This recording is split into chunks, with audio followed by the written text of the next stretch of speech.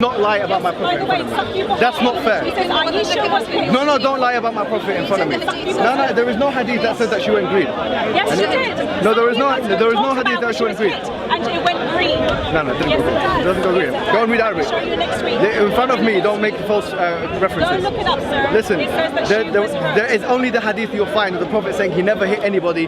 The hadith of Anas ibn Malik. You know what Anas ibn Malik? Excuse me. He killed who? He killed one person in his whole life. And then you have not read the hadith. Okay, tell me where. So you read the Sirat Rasulullah, read Sahih Bukhari, read all of the Quran. Why don't you tell me where? And you will find that Muhammad killed Asma the poetess. He affirmed when she was killed. No. He killed means he done it himself, yeah? No. So what? Now you're changing your words. He's the leader. No. So make your point clear. Did he kill them? Did he kill them or did he? No. Did he kill them? Okay. So do you believe? So is your premise this? Let me just ask you a question. Do you mind if I ask you? Do you mind if I ask you a question? Right. Fine.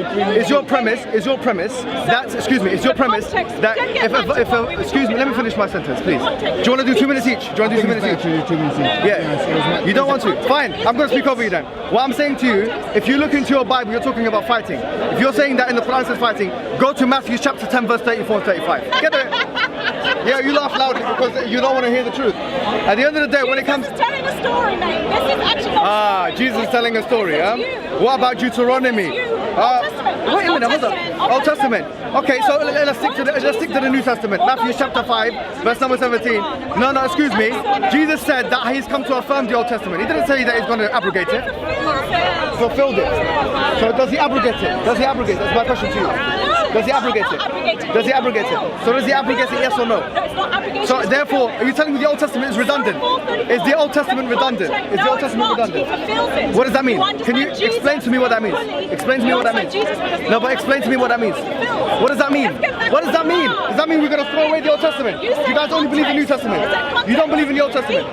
No, but I've just told you, as I said to you the context, if you look at Ibn Abbas said in his tafsir, as narrated by Jarir Tabari, it says that actually he got like a miswak and everyone knows this thing.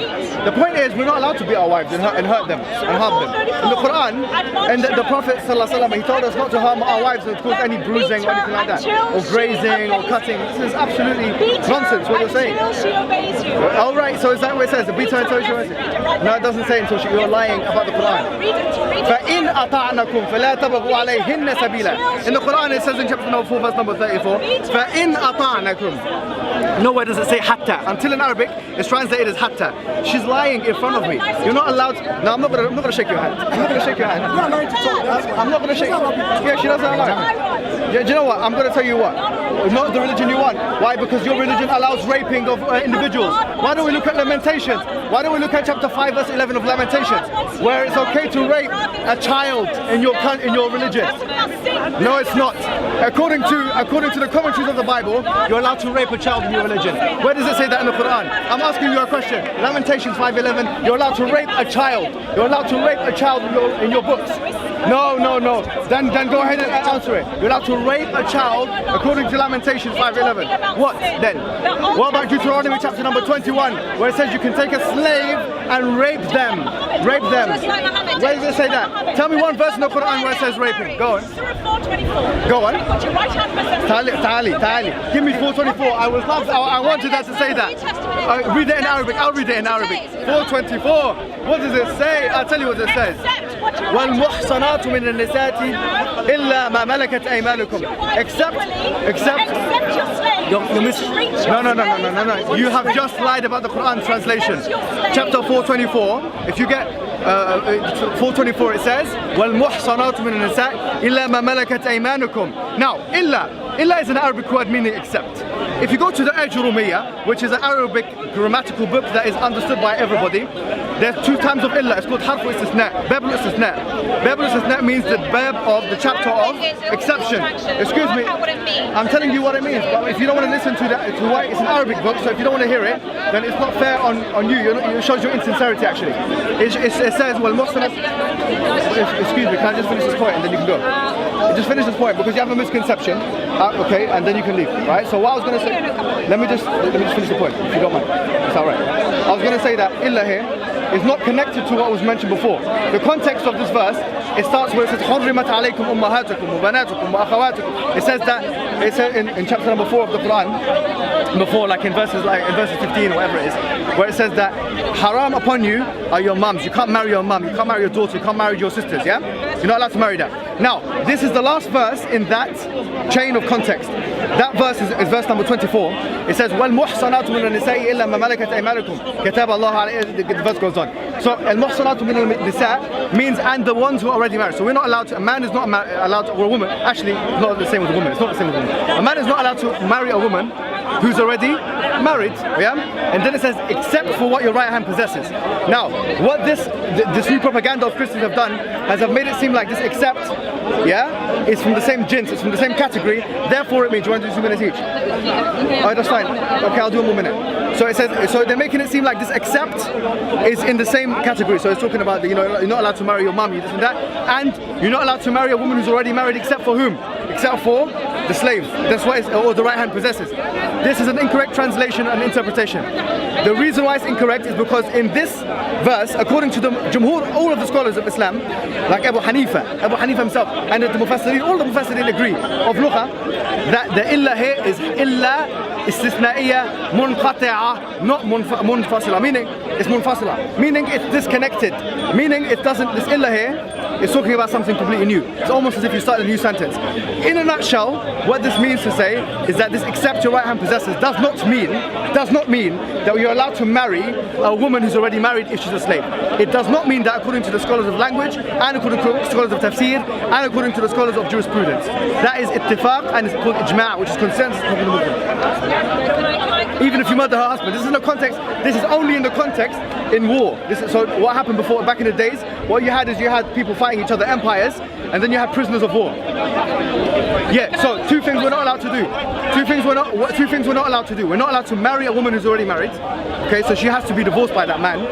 Number two, so that's what this verse is basically saying. You're not allowed to marry a woman, a slave, who is already married. You're not allowed to marry her.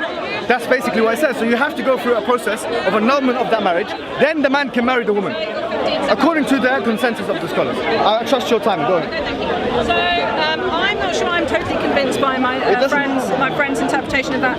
You know, except those, also women are already married, except those whom your right hand possesses. Even if he divided that into 2 sentences, I don't think it actually makes any sense.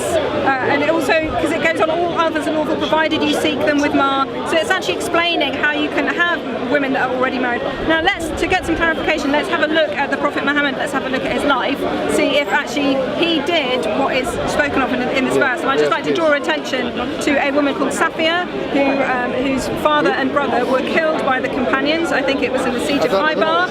Okay, and basically Muhammad chose this woman as one of, to be his wife, and he was brought to her that night. And one of his companions, there's a hadith for this, forgive me for not knowing where it is, but you can look it up. There's a hadith which says that somebody had to guard, who said, I wanted to guard you all night because I was worried that there would be reprisals.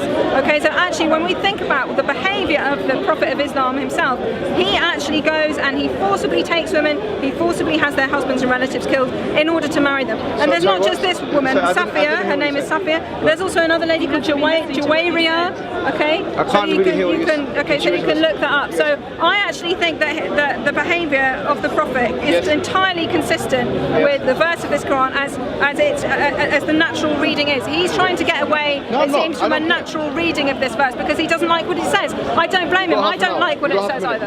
Okay, that's fine, I'll stop there. Do you want me to let me ask you directly. Okay. Now, let me ask you, I think I heard what you said. I think, to be honest with you, I really want to go in 5 minutes. That's fine. It's a good discussion. She was saying, to be honest with you, I'll be totally honest. What did she say? Married her after killing her family members. No. This is a lie, so I'm not going to respond to it. This is kadhib. This is a complete lie. And for her to, excuse me. It's in the surah. It's in the Sirah. Okay, no. The Sirah, let me explain something to you about the Sirah. The Sirah is not hadith, which is not, we don't accept it as religion, really. So there's some things in the Sirah we don't accept as religion. Okay, that's one thing. Fine. Same as hadith. Thank you for that, so you understand. Number two, So I didn't really hear what you said, but you're saying that the Prophet forcibly married a woman. This had never ever happened. And in fact, the truth is, excuse me, let me follow. Excuse me, please. It's my time to speak. Do you mind?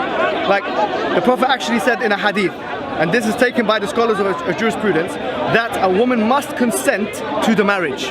In fact, the Ahnaf, and this is very controversial, because she was telling me about it, but I'm going to just tell you what the Ahnaf say. The Ahnaf, the Hanafi madhab, the mashhur there, it seems to be that a woman doesn't even require the consent of her father to get married. That's what the mashhur is. So actually, according to the Ahnaf, the rights of men are completely, seems to be consistent the same. But the rest of them, which I actually accept the other views, say that actually you have to have her permission and the father's permission. I accept that view, because it says la nikah illa biwali. But the point is, she has to always consent. That is part of our religion. There's no such thing. Why would the Prophet do something and say something else? Never happened. Number 2 now, if you look at the book of Lamentations, chapter number 5, verse number 11, you'll find that it says you can rape, in the Bible, it says you can rape little girls, children, rape them. And the word used in Hebrew is ana. Ana means rape, according to the biblical scholars, including many